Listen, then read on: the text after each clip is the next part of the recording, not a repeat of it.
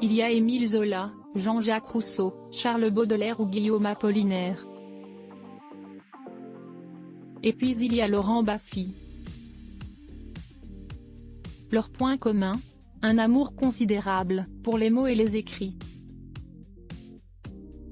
Et un très grand nombre de livres vendus en librairie à travers les âges. En constatant qu'il cumulait pas mal de royalties au fil des ans, gagnés, à la sueur de sa plume acerbe, le célèbre sniper du PAF a décidé d'organiser une grande soirée dans un lieu emblématique de la ville de Paris. À la gloire de la littérature. Pas étonnant qu'il ait eu envie de trinquer puisque Laurent Baffy vient de passer un sacré capital. Il a effectivement vendu plus d'1 million de livres, depuis le début de sa carrière d'écrivain.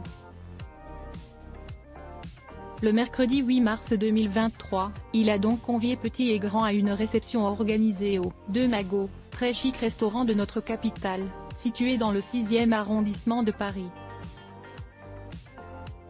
Était notamment présent son ami de très longue date et collaborateur Thierry Ardisson avec sa compagne Audrey Crespo-Marin, mais aussi la comédienne Chantal Laizou, Nicole Calfan,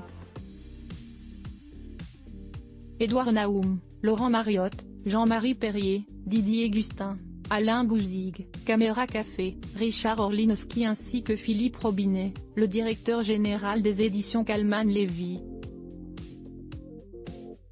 Il faut dire que Laurent Baffy publie majoritairement ses pamphlets chez Kero, qui fait partie de la maison Calman Lévy. Le dictionnaire de Laurent Baffy volume 1 puis volume 2. Mes petites annonces drôles, poétiques ou franchement limites. Voilà quelques exemples de ces ouvrages que les lecteurs s'arrachent. Pour profiter de sa soirée, le malicieux auteur était également entouré de sa femme Sandrine et de son fils Benjamin, que vous connaissez peut-être puisqu'il est comédien et qu'il a joué, en 2022, dans la pièce « Finalement, je vais bien », mise en scène par Éric Delcourt au théâtre Edgar. Les parents ont également 2 autres fils, Jérémy, né en 1986 et Bastien né en 2004 ainsi qu'une fille, Mélodie, qui a rejoint la famille en 1988.